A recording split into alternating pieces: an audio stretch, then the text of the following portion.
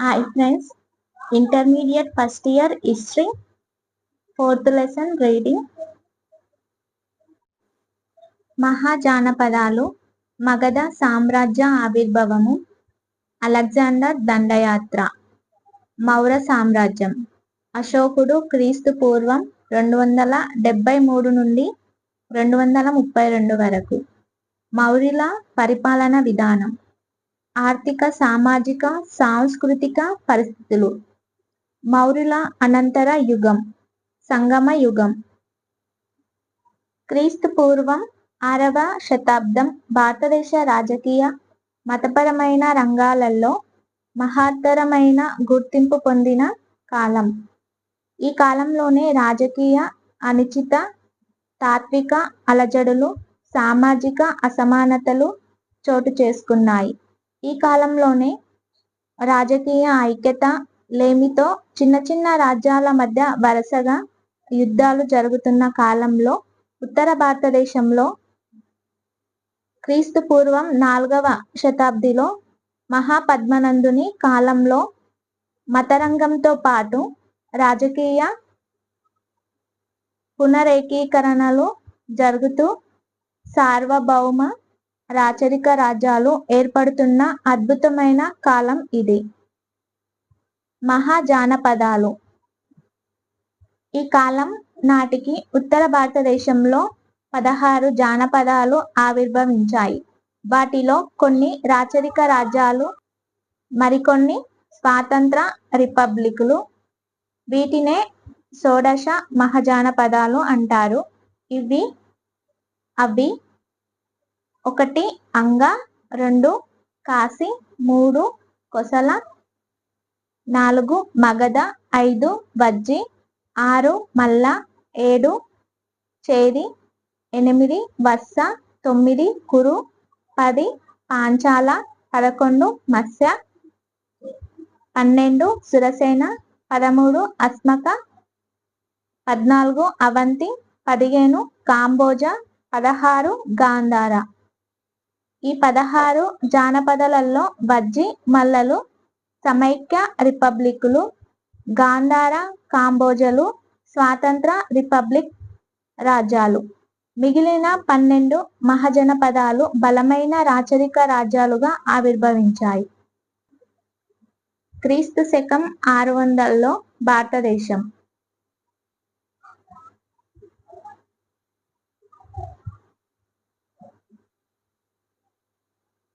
క్రీస్తు పూర్వం 6వ శతాబ్ది నాటి 16 మహాజనపదాలు. మగధ సామ్రాజ్య ఆవిర్భావం. ఈ 16 మహాజనపదాలు గంగా యమున మైదానాన్ని తమ ఆక్రమణలోకి తెచ్చుకోవటానికి తరచూ పరస్పరం యుద్ధాలలో మునిగి ఉండేవి. ఈ యుద్ధాలకు ముఖ్య కారణం రాజకీయ, సైనిక, ఆర్థిక ఆధిపత్యం.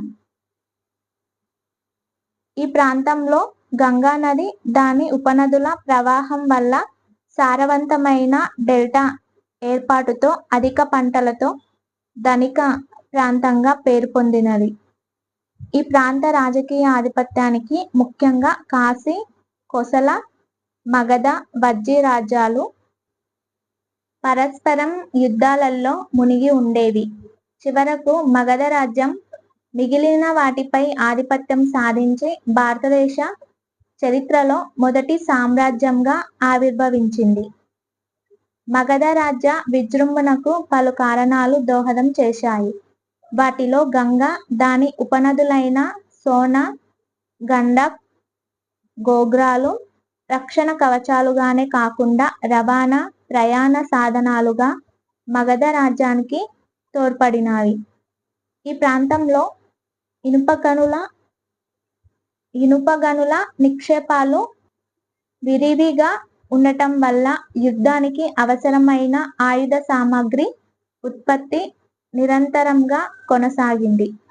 అంతేకాకుండా వాయువ్య సరిహద్దుల గుండా వచ్చే విదేశీయుల దండయాత్రలకు ఈ ప్రాంతం చాలా దూరంగా ఉండటం, యుద్ధానికి అవసరమైన ఏనుగులు ఈ ప్రాంతంలో విరివిగా లభించటం ఒక కారణం. మగధ రాజ్య అధినేతలలో రాజ్య విస్తరణాకాంక్ష అధికంగా ఉంది. మగధ రాజ్య పాలకులైన బింబిసారుడు, అజాతశత్రువు, మహాపద్మనందుడు అతి బలవంతులే కాగా తమ రాజ్య విస్తరణకు అన్ని రకాల పద్ధతులు అవలంబించారు. మగధ సామ్రాజ్యం చారిత్రక నేపథ్యం గురించి తెలుసుకోవటానికి పురాణాలు, జైన, బౌద్ధ, గ్రీకు రచనలు తోడ్పడుతున్నాయి. ఇతిహాసాల కాలంలో బృహద్రథ రాజవంశం వారు మగధను పరిపాలించినట్లు ఆ రాజవంశ రాజులలో జరాసంధుడు గొప్పవాడని, గిరివర్జం రాజధానిగా పరిపాలించినట్లు చెప్పడం జరిగింది.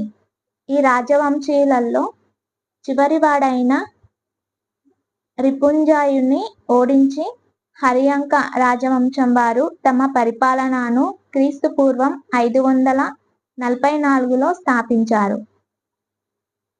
హరియాంకులు క్రీస్తుపూర్వం 544 నుండి 413 వరకు మగధ రాజ్య విజృంభణకు పునాది వేసిన వారు హరియంక రాజవంశం వారు. ఈ వంశ స్థాపకుడు బింబిసారుడు క్రీస్తుపూర్వం 544 నుండి 493 మధ్య మగధను పాలించాడు.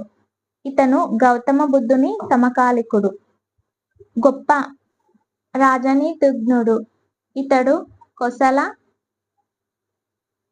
లిచ్చివి, మాద్ర, విదేహ రాజకుమార్తెలను వివాహమాడి ఆ రాజ్యాలతో స్నేహ సంబంధాలు పెంపొందిస్తూ తమ రాజ వంశ ప్రతిష్టను, బలాన్ని పెంచాడు.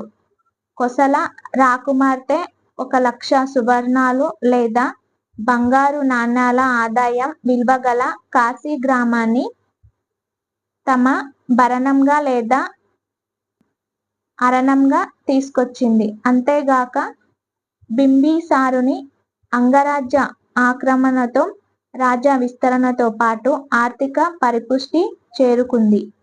బింబిసారునితో స్నేహ సంబంధానికి గాంధార రాజు తన రాయబారిని మగధ రాజ్యానికి పంపించాడు. జైన, బౌద్ధ గ్రంథాలు ఇతని జైనుడుగా, బౌద్ధుడుగా పేర్కొంటున్నాయి. ఇతడు సుస్థిరమైన పాలన వ్యవస్థను ప్రవేశపెట్టాడు. అజాతశత్రువు క్రీస్తుపూర్వం 493 నుండి 462 వరకు ఇతడు బింబిసారుని కుమారుడు. రాజ్యాకాంక్షతో తన తండ్రిని చంపి సింహాసనాన్ని అధిష్ఠించాడని బౌద్ధ గ్రంథాల వల్ల తెలుస్తుంది. ఇతని 32 సంవత్సరాల పరిపాలన కాలంలో తన తండ్రి రాజ్యపాలన విధానాలను కొనసాగించటంతో పాటు తన శక్తి సామర్థ్యాలతో మగధ రాజ్య ప్రతిష్టను పెంపొందించాడు. ఇతడు కోసల, కాశీ రాజ్యాలను జయించి మగధ సామ్రాజ్యంలో కలిపాడు. ఇతడు వజ్జి సమైక్య గణతంత్ర రాజ్యంపై 16 సంవత్సరాలు పోరాటం చేసి తన రాజ్యంలో కలుపుకున్నాడు. ఈ పోరాట కాలంలోనే పాటలి గ్రామంలో జలదుర్గం అనే కోటను నిర్మించాడు.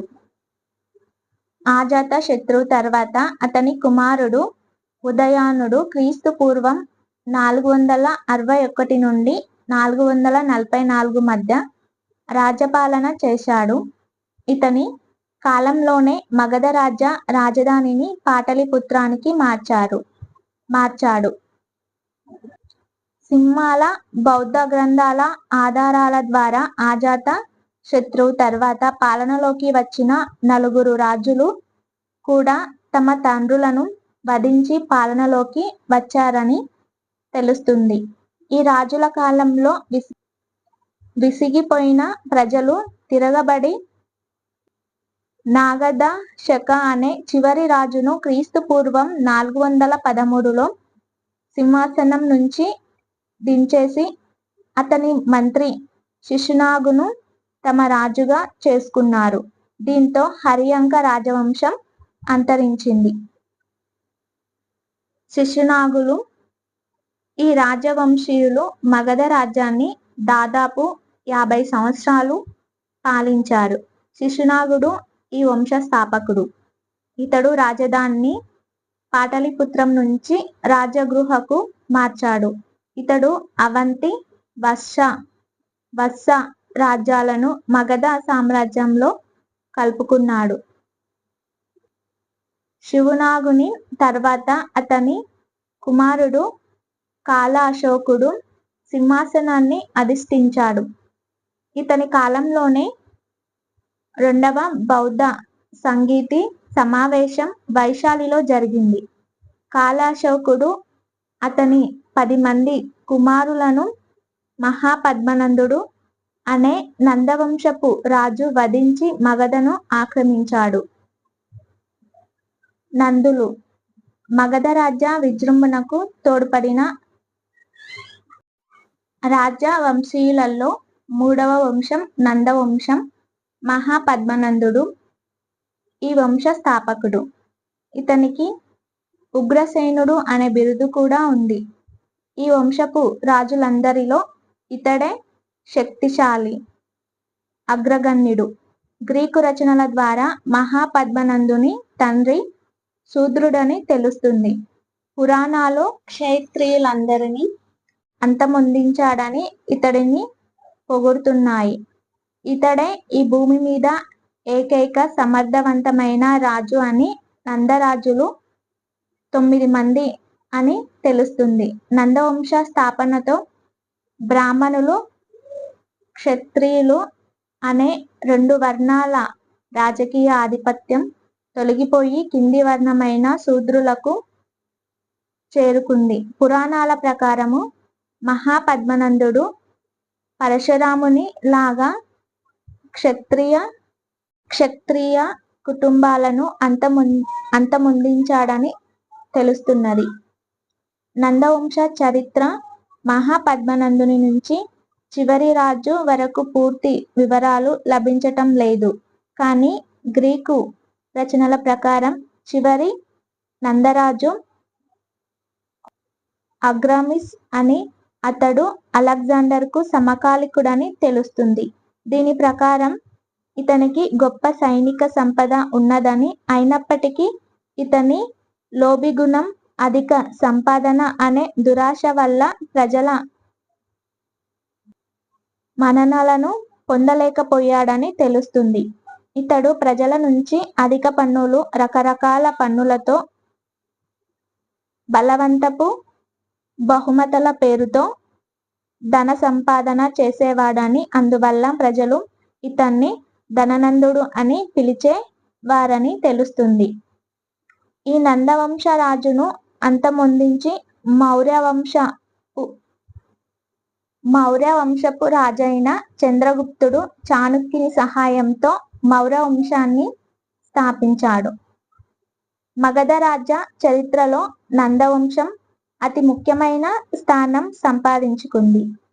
ఇంతవరకు ఏ రాజవంశం పాలించనంత పెద్ద సామ్రాజ్యం ఇది పాలించింది. అందువల్ల ప్రపంచ ఆధిపత్యం సంపాదించాలనుకున్న అలెగ్జాండర్ కూడా మగధ రాజ్యంపై దండెత్తడానికి వెనుకడుగు వేశాడు. అలాంటి మగధ సామ్రాజ్య పునాదుల పైననే మౌర్య సామ్రాజ్యం స్థాపితమైంది. అలెగ్జాండర్ దండయాత్ర భారతదేశ ఈశాన్య ప్రాంతంలోని చిన్న చిన్న రాజ్యాలు కలిసి మగధ సామ్రాజ్యంగా ఆవిర్భవించే సమయంలోనే భారతదేశ వాయువ్య ప్రాంతంలో ఉండిన చిన్న రాజ్యాలైన కాంబోజ, గాంధార, మాద్ర మొదలైన రాజ్యాలు తమ మధ్య తగాదాలతో పోట్లాడుకుంటూ కొనసాగుతుండేవి. ఈ విధమైన రాజకీయ అనైక్యత ధనవంత ప్రాంతమైన ఈ భూభాగాన్ని ఆక్రమించాలని విదేశీయులు గుబ్బిళ్లారుతుండేవారు. ఈ అవకాశాన్ని మొదటిగా ఉపయోగించుకుంది పర్షియన్లు.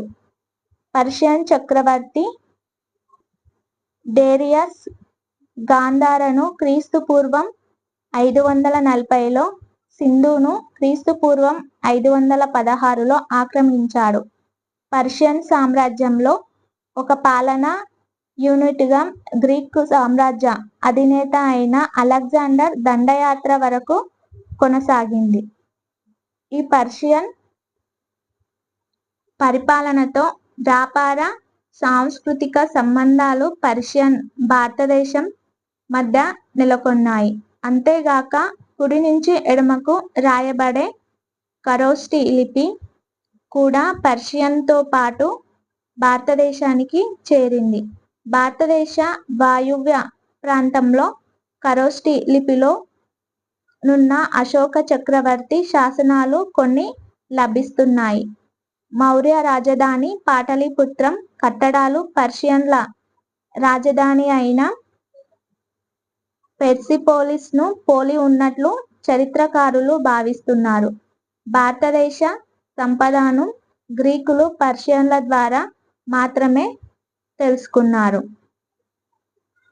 క్రీస్తుపూర్వం 4వ శతాబ్దిలో ప్రపంచ ఆధిపత్యం కోసం పర్షియన్ల, గ్రీకుల మధ్య పోరాటం మొదలైంది. అలెగ్జాండర్ గ్రీకు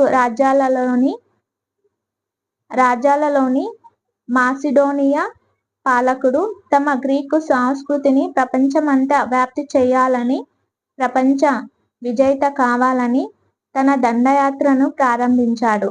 ఇదే సమయంలో పర్షియన్ల సామ్రాజ్యం క్షీణదశ ప్రారంభమైంది. ఈ సదావకాశాన్ని సరిగ్గా ఉపయోగించుకున్నాడు అలెగ్జాండర్. ఇతడు ఈజిప్టు, సిరియా ప్రాంతాలను జయించిన తర్వాత పర్షియా రాజ్యంపై దండెత్తి పర్షియన్ చక్రవర్తి అయిన 3వ డేరియస్ను ఆరబెల్ల యుద్ధంలో ఓడించి వాటిని తన రాజ్యంలో కలుపుకున్నాడు. ఆ తర్వాత క్రీస్తుపూర్వం 327వ సంవత్సరంలో అప్పటి వరకు పర్షియన్ సామ్రాజ్యంలో భాగంగా ఉంటున్న భారతదేశ వాయువ్య ప్రాంతాల ఆక్రమణకు అలెగ్జాండర్ తన సైన్యంతో బయలుదేరాడు. దండయాత్ర క్రమం. భారతదేశ వాయువ్య ప్రాంతంలో నెలకొన్న అప్పటి పరిస్థితులు అలెగ్జాండర్ దండయాత్రకు అనుకూలంగా మారాయి. ఈ ప్రాంతంలో నెలకొన్న చిన్న చిన్న రాజ్యాలు తమ మధ్య పోట్లాటలతో సరిహద్దు రక్షణకు ఎలాంటి చర్యలు తీసుకోలేదు. ఈ ప్రాంతంలో అప్పట్లో కొన్ని రాచరిక రాజ్యాలు, మరికొన్ని ఆటవిక గణతంత్ర రాజ్యాలు నెలకొని ఉన్నాయి. వాటిలో తక్షశిల రాజు అంబి, దాని సరిహద్దుల్లో ఉన్న రాజా అధిపతి పోరస్ మధ్య పరస్పర శత్రుత్వం నెలకొని ఉంది. అందువల్ల అంబి రాజు తన రాయబారిని విలువైన వస్తువులతో బోఖరాలోనున్న అలెగ్జాండర్ దగ్గరకు పంపిస్తూ అతన్ని భారతదేశంపై దండయాత్ర చేయాలని ఆహ్వానించాడు. అంబి రాజునే మనకు దేశద్రోహి అని అంటారు. అలెగ్జాండర్ గాంధార రాష్ట్రం గుండా సింధు నదిని, పంజాబ్ను దాటుతూ బియాస్ నది వరకు చేరుకున్నాడు.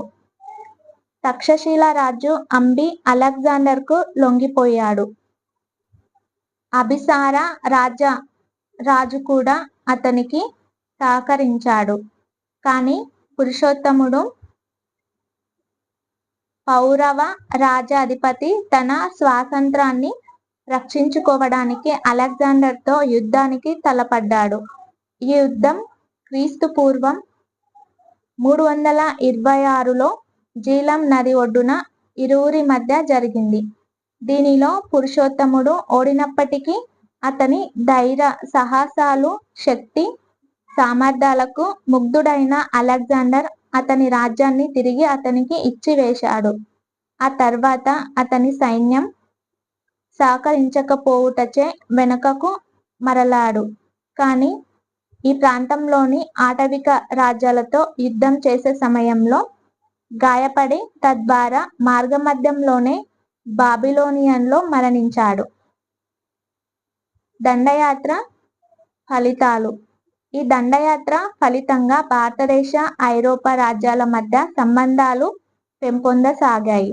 అలెగ్జాండర్ వెళ్ళిపోయిన తర్వాత ఈ ప్రాంత ప్రజలలో గ్రీకు వ్యతిరేక భావం నెలకొంది.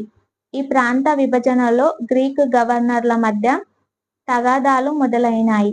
ఈ పరిస్థితులలో క్రీస్తు పూర్వం 321లో చంద్రగుప్తుడు అనే మౌర్య వంశరాజు పంజాబు, సింధు రాష్ట్రాలను ఆక్రమించి గ్రీకు పాలనను అంతమొందించాడు. అలెగ్జాండర్ దండయాత్ర వల్ల భారతదేశ వాయువ్య ప్రాంతాలలో ఉన్న చిన్న చిన్న రాజ్యాలు కల్పబడి రాజకీయ ఐక్యత సాధనలో మౌర్య చంద్రగుప్తునికి మార్గం సుగమం చేసింది.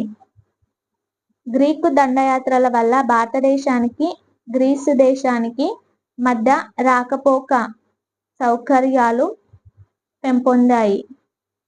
పెంపొందించాయి. గ్రీకు పాలనతో ఏర్పడిన బ్యాక్టీరియా ఇతర రాష్ట్రాలు గ్రీకు సంస్కృతిని వ్యాప్తి చేయుటకు ఉపకరించాయి. ఈ దండయాత్రల వల్ల ఈ రెండు రాజ్యాల మధ్య 4 రవాణా మార్గాలు వృద్ధి చెంది వర్తక వాణిజ్యానికి తోడ్పడింది. గ్రీకు పద్ధతిలో నాణ్యాల ముద్రణ, గ్రీకుల ఖగోళ శాస్త్రం, గ్రీకుల శిల్పకళ పద్ధతులు భారతదేశంలోకి వచ్చి చేరాయి. ప్రత్యేకంగా గ్రీకుల రచనలు ఆ కాలం నాటి భారతదేశ చరిత్ర రచనకు ఉపకరిస్తుంది.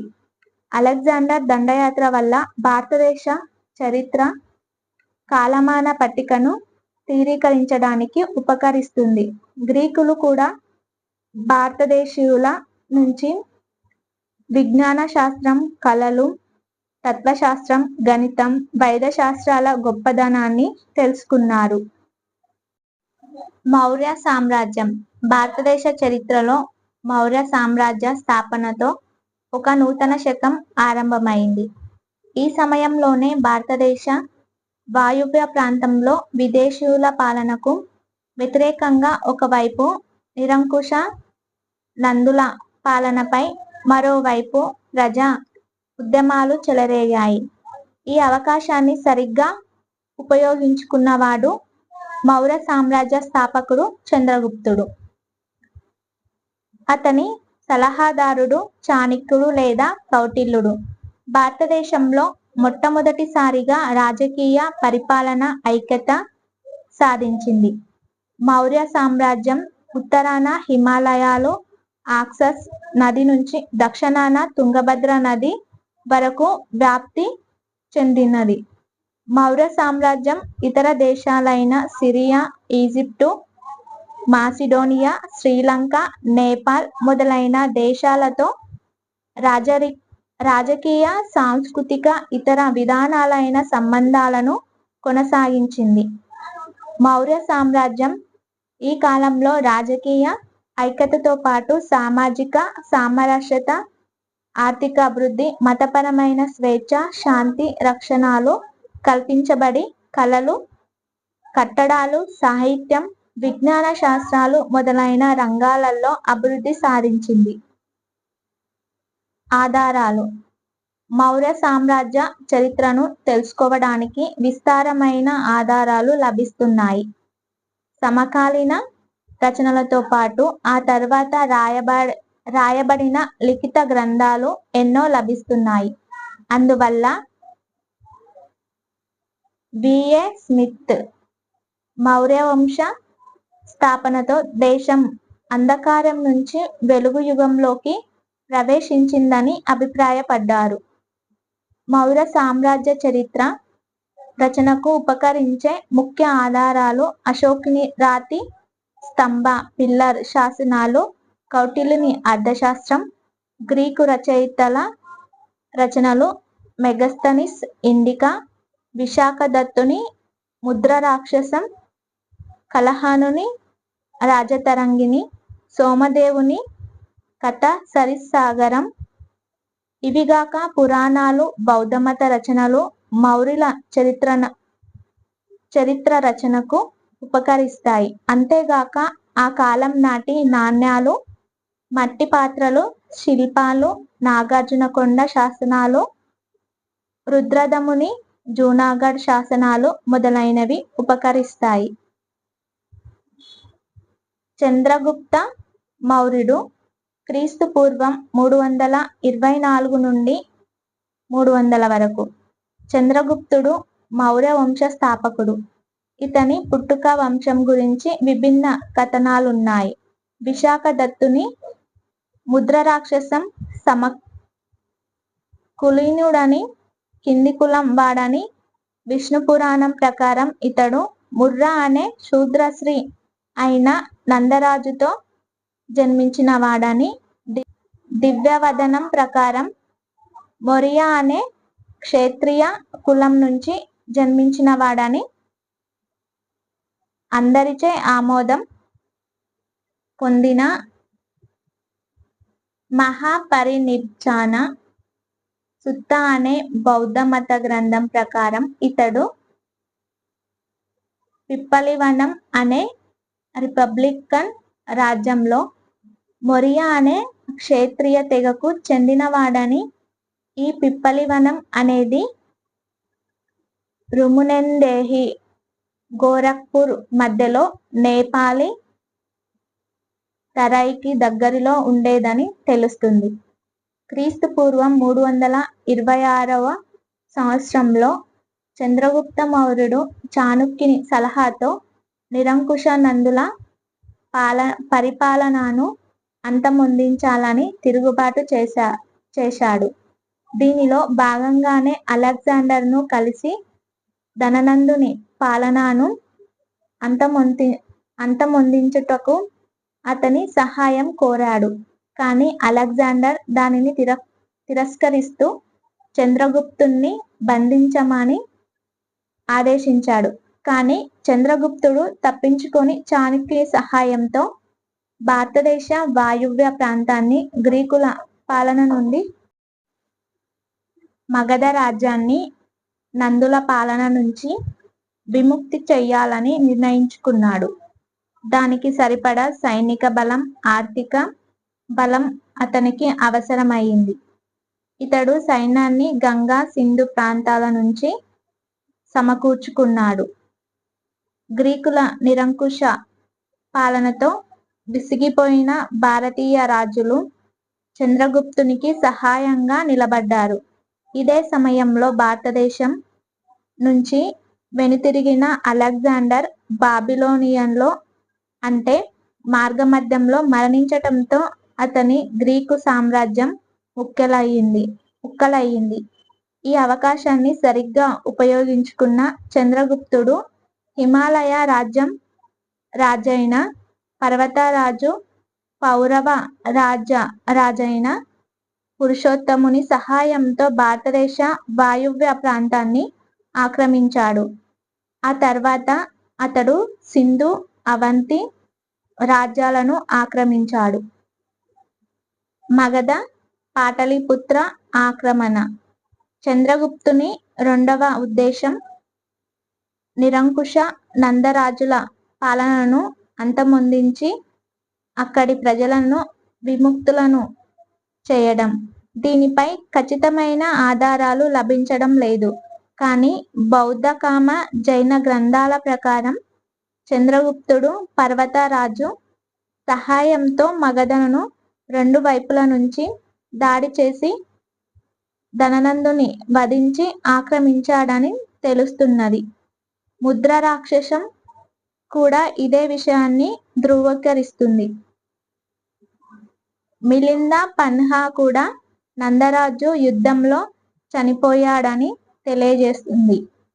ఆ విధంగా నందుల పాలనను కూలదోసి చంద్రగుప్తుడు పాటలీపుత్ర సింహాసనాన్ని అధిష్ఠించడంతో మగధ రాజ్యంపై మౌర్య వంశీయుల పాలన ప్రారంభమైంది. అలెగ్జాండర్ చనిపోయిన తర్వాత అతని సైన్యాధిపతులు క్రీస్తు పూర్వం 321లో సమావేశమై దండయాత్రలతో సంపాదించిన ప్రాంతాలను తమ మధ్య పంచుకున్నారు. అదేవిధంగా సెల్యూకస్ నికేటర్ పశ్చిమాసియా ప్రాంత రాజైనాడు. కానీ ఈ సమయానికే సింధు, పంజాబ్ ప్రాంతాలు చంద్రగుప్తుని ఆధీనంలోకి వచ్చి చేరాయి. సెల్యూకస్ పై ప్రాంతాలను చంద్రగుప్తుని నుంచి తిరిగి తీసుకోవాలని అనుకున్నాడు. కానీ అతని సలహాదారులు, స్నేహితుల కోరిక మేరకు సెల్యూకస్ చంద్రగుప్తునితో యుద్ధానికి దిగకుండా శాంతి సంధి చేసుకున్నాడు. ఈ సంధిలో భాగంగానే సెల్యూకస్ కాబుల్, కాందహార్, హిరాట్, బెలుచిస్తాన్ ప్రాంతాలను చంద్రగుప్తునికి ఇచ్చాడు. వీటికి బదులుగా 500 యుద్ధ ఏనుగులను పొందాడు. వీరిరువురి మధ్య శాంతి బంధం ఇంకా బలపడటానికి తన కూతురును చంద్రగుప్తునికిచ్చి వివాహ బంధం నెలకొల్పాడు.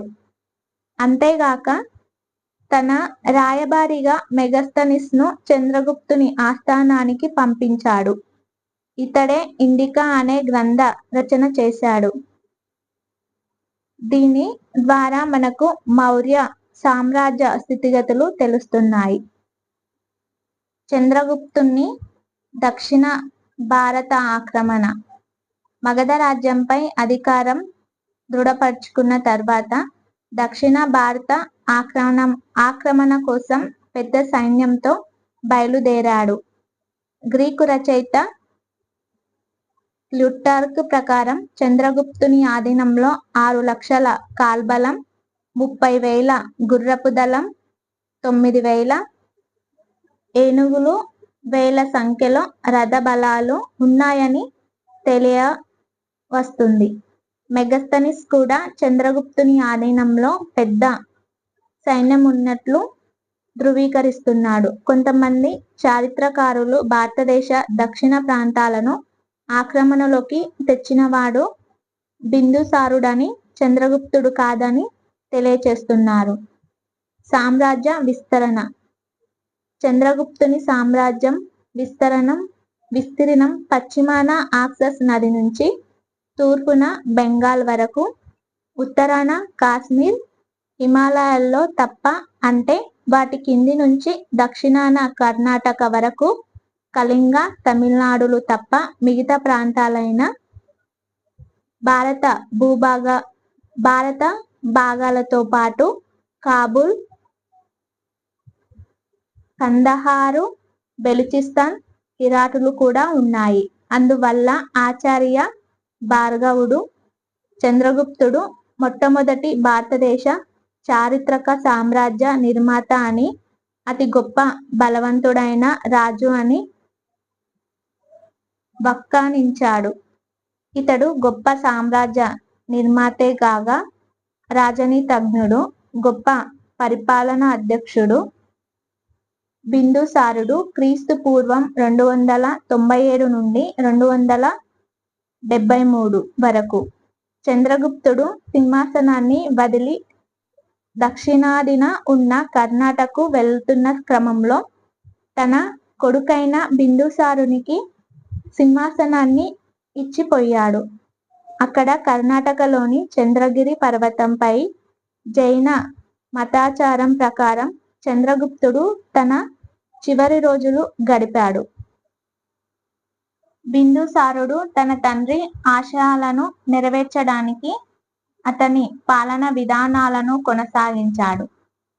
అతడు అమిత్రఘాతకుడు, అంటే మిత్రులను కాని వారిని అంతం చేశాడని పేరుగాంచాడు. ఇతడు తన సైన్యంతో దక్కన్ నుంచి మైసూరు వరకు దండయాత్రలు చేసి విశాల భూభాగాన్ని ఆక్రమించి మౌర్యుల అధికారాన్ని బలోపేతం చేశాడు. అంతేగాక తన తండ్రి నుంచి పొందిన సామ్రాజ్యాన్ని తరిగిపోకుండా కాపాడాడు. బిందుసారుడు తన దౌత్య రాయబారులను సిరియా, ఈజిప్టులకు పంపాడు. సిరియా రాజు మొదటి యాంటియోకస్ సోటర్, ఈజిప్టు రాజు టాలమీ ఫిలడెలిఫాస్లు తమ రాయబారులను బిందుసారుని కోర్టుకు పంపించారు. బిందుసారుడు సిరియా రాజును తన దేశం నుంచి అత్తిపండ్లు, ఫిగ్స్, ద్రాక్ష సారాయి తాత్వికుని తనకు పంపించమని కోరాడు. దీన్ని బట్టి బిందుసారునికి గ్రీకు సంస్కృతి పైనున్న శ్రద్ధ లేదా మక్కువ తెలియవస్తుంది. తారనాథ్ అనే టిబెట్ చరిత్రకారుని ప్రకారం బిందుసారుడు పశ్చిమ సముద్రాల మధ్యనున్న 16 పట్టణాల రాజులను, నాయకులను ఓడించినట్లు చెప్పబడుతుంది. ఇదిగాక మరే ఇతర ఆధారం కూడా దీన్ని గురించి పేర్కొనడం లేదు. అశోకుడు క్రీస్తుపూర్వం 273 నుండి 232 వరకు. అశోకుడు బిందుసారుని పుత్ర సంతానంలో ఒకడు. బిందుసారుడు క్రీస్తుపూర్వం 273 మరణించాడు. కానీ అశోకుడు సింహాసనాన్ని క్రీస్తుపూర్వం 269లో అధిష్ఠించాడు. ఈ మధ్య కాలమైన 4 సంవత్సరాలు అశోకుడు అతని సోదరుల మధ్య సింహాసనాన్ని అధిష్ఠించేందుకు పోరాటం జరిగినట్లు తెలుస్తుంది. శ్రీలంక చారిత్రక గ్రంథాల ప్రకారం అశోకుడు అతని 99 మంది అన్నదమ్ములను చంపి సింహాసనాన్ని అధిష్ఠించాడని, క్రూరమైన స్వభావం కలవాడని తెలియపరుస్తున్నాయి. కానీ అశోకుని ఒకానొక రాతి శాసనంలో ఇతడు తన అన్నదమ్ముల బంధుమిత్రుల మేలు కోసం పాటుపడ్డాడని తెలియపరుస్తుంది. దీన్ని బట్టి అశోకుడు బౌద్ధమతం కంటే ముందు చాలా క్రూరుడని, 4 సంవత్సరాల వ్యవధిలో వారసత్వ యుద్ధం జరిగిందని, అందువల్ల అతని సింహాసనం అధిష్ఠించే ఉత్సవం 4 సంవత్సరాల తర్వాత జరిగిందని క్లుప్తంగా తెలుస్తుంది. క్రీస్తుపూర్వం 261లో అశోకుడు పెద్ద సైన్యంతో కళింగ దేశంపై దండెత్తాడు. దాని అధికారాన్ని అణిచివేయాలనుకున్నాడు. దాంతో ఈ రాజ్యాల మధ్య యుద్ధం జరిగింది. ప్రాణనష్టం తీవ్రమైన రీతిలో జరిగింది. చివరకు అశోకుడు కళింగను ఆక్రమించాడు. ఈ యుద్ధం గురించి ఒరిస్సాలోని అతని 13వ రాతి శాసనంలో వివరంగా వివరించి ఉంది.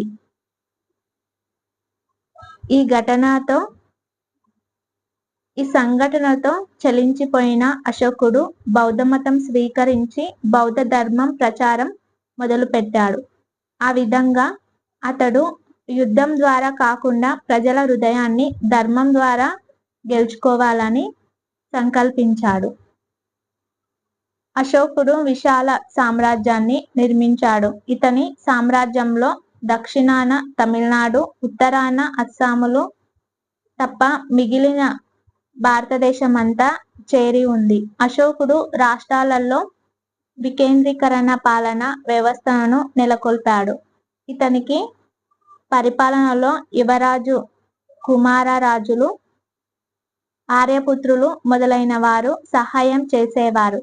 తక్షశిల, ఉజ్జయిని, తోసలి అనేవి అతని ముఖ్యమైన ప్రావిన్సులు లేదా రాష్ట్రాలు. కుమార రాజ్యాలే వీటికి రాజులుగా నియమించబడ్డారు.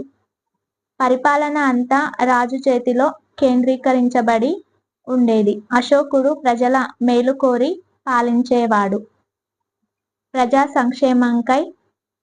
ప్రజాక్షేమంకై ఎన్నో సంస్కరణలను చేపట్టాడు. ఇతడు మానవులకే గాక జంతువులకు కూడా వైద్యశాలలు నెలకొల్పాడు. ఇతడు ప్రయాణికులకై విశాలమైన రోడ్లను వేయించడమే గాక వాటికి ఇరువైపులా నీడ కోసం చెట్లను, విశ్రాంతి కోసం ధర్మసత్రాలను, దారి పొడవునా నీటి వసతులను, బావులను ఏర్పాటు చేయించాడు. అశోకుడు బౌద్ధమత వ్యాప్తికి అశోకుడు ఎనలేని సేవ చేశాడు. ఇతడు బౌద్ధ ధర్మ ప్రచారం కోసం కమిటీలు ఏర్పాటు చేసి వాటి ద్వారా భారతదేశంలో బయటి దేశాల్లో ఈ ధర్మ సూత్రాలను ప్రచారం చేశాడు. అంతేగాక ఈ ధర్మ సూత్రాలను శిలాఫలకాలపై, రాతి స్తంభాలపై చెక్కించి జనం రద్దీగా ఉండే కూడలిలో, యాత్రా స్థలాలలో వేయించాడు.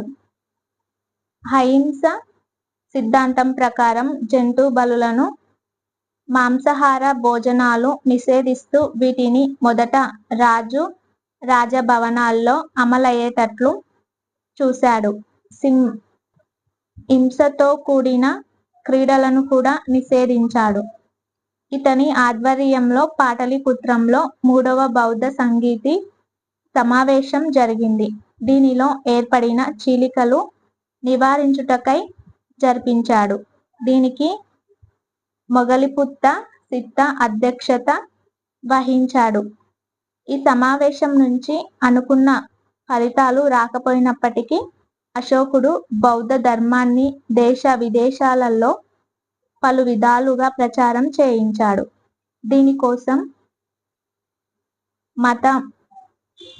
మత ప్రచారకులను ఈజిప్టు, మాసిడోనియా, సైప్రస్, ఎపిరస్ దేశాలకు పంపించాడు. రాజ కుటుంబీకులైన మహేంద్ర సంఘమిత్రులను శ్రీలంకకు పంపించాడు. వీరి మత ప్రచారమే గాక ఇరు దేశాల మధ్య సత్సంబంధాలు మెరుగుపరచడానికి దోహదపడ్డాయి. అశోకుని కంటే ముందు భారతదేశానికే పరిమితమైన బౌద్ధమతం అతని ప్రయత్నాల వల్ల ఇది ఇతర దేశాల్లో ఎగబ్రాకి అంతర్జాతీయ మతంగా గుర్తింపు పొందింది. అశోకుడు ధర్మ మహామంత్రులనే ప్రత్యేక అధికారులను ధర్మ సూత్రాల ప్రచారానికై నియమించాడు.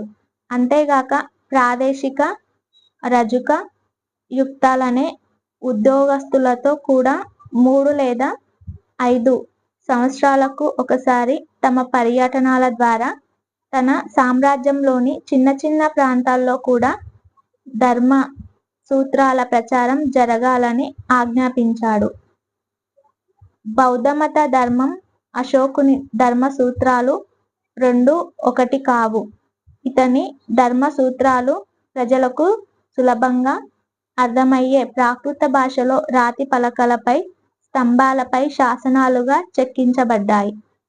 అతని ధర్మ సూత్రాల్లో ముఖ్యమైనవి: ఏ ప్రాణిని గాయపరచకూడదు, ఇతరుల నమ్మకాలను, ఆలోచనలను గౌరవించవలెను, అన్ని ప్రాణుల పట్ల భూతదయ కలిగి ఉండవలెను, బానిసల సేవకుల పట్ల దయతో ఉండవలెను, బ్రాహ్మణులను, పండితులను, సన్యాసులను గౌరవించవలెను, అవసరమైన వ్యక్తికి ధన సంబంధమైన సహాయం కూడా చేయవలెను, తన మాటలను అదుపులో పెట్టుకోవలెను. తన అశోక సామ్రాజ్యం స్తంభ శాసనాలు 1 శిలాశాసనాలు.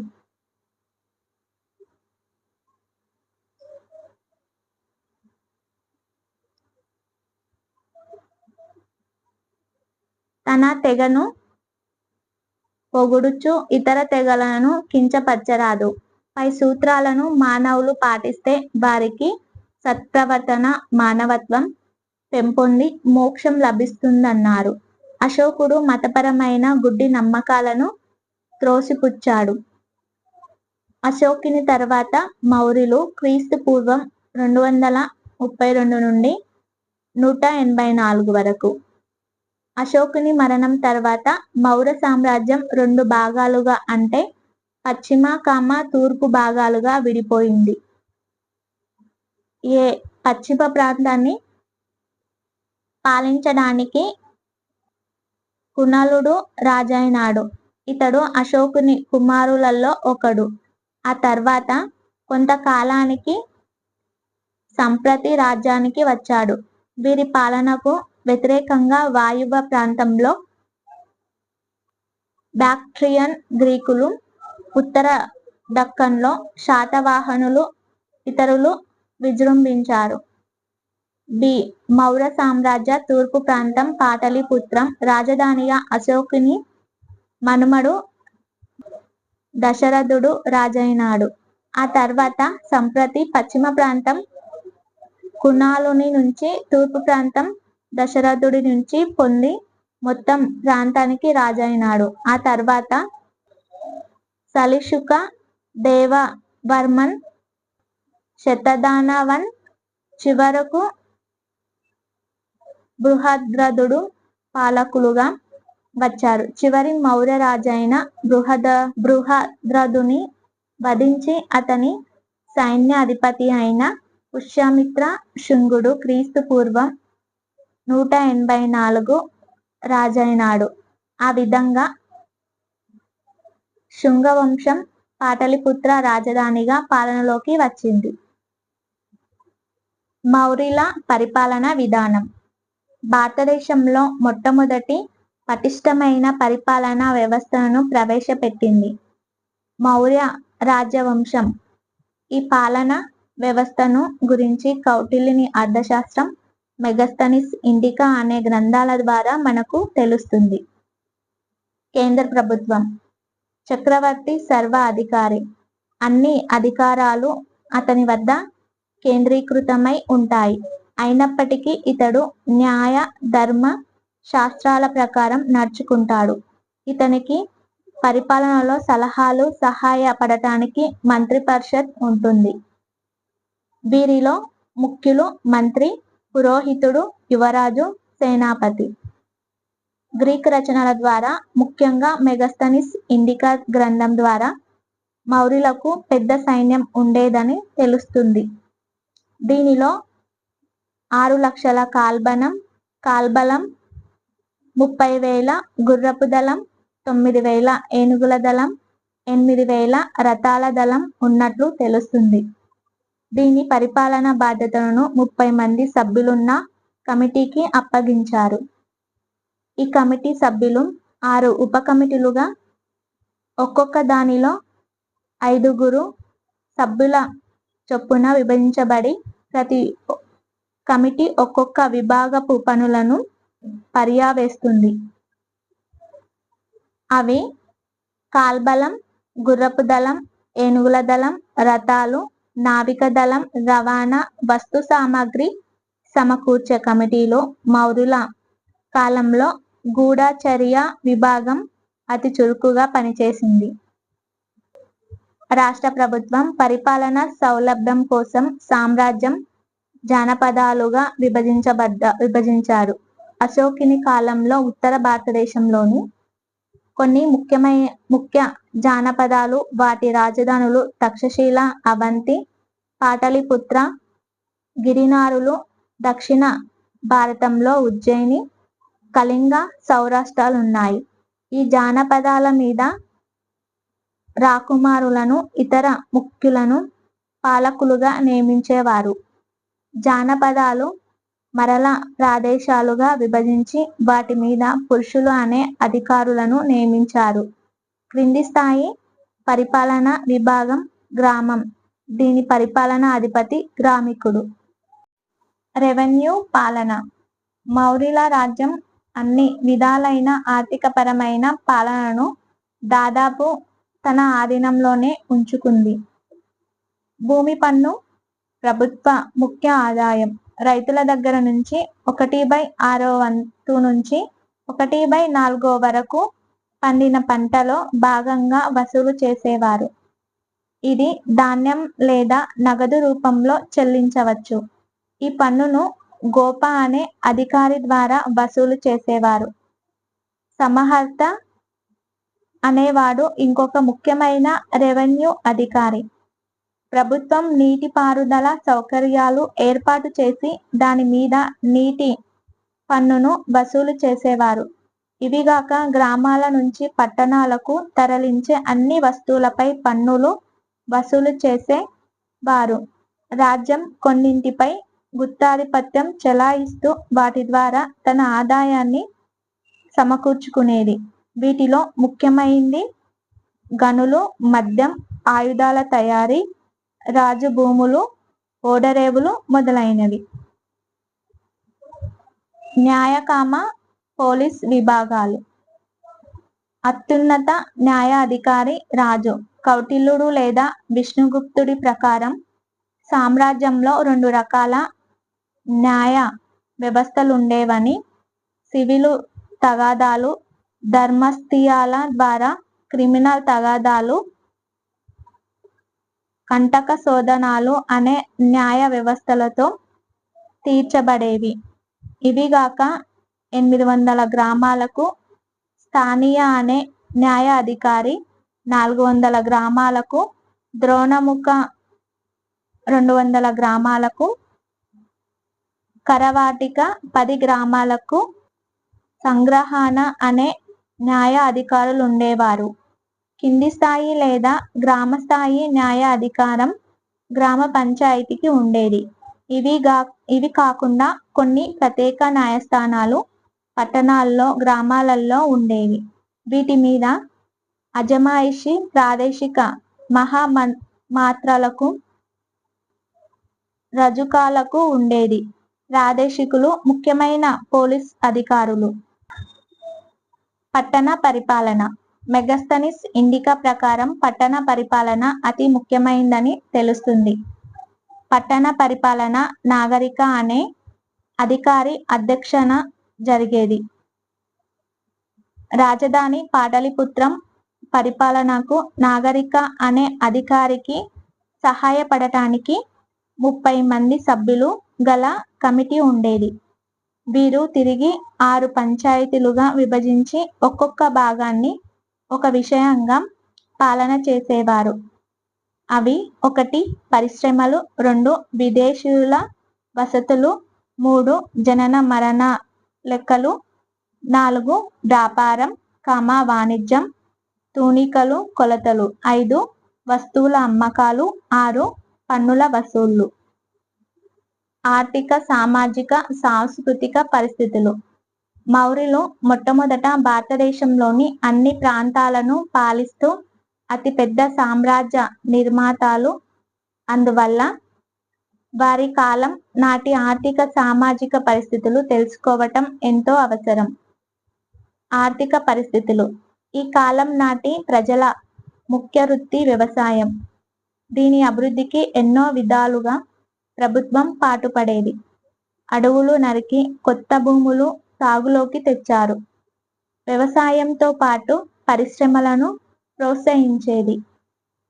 వీటిలో వడ్రంగి పనిముట్లు తయారీ, నావల తయారీ, యుద్ధ సామాగ్రి తయారీ మొదలైనవి. వ్యవసాయంలో, పరిశ్రమల్లో బానిసలను ఉపయోగించేవారు.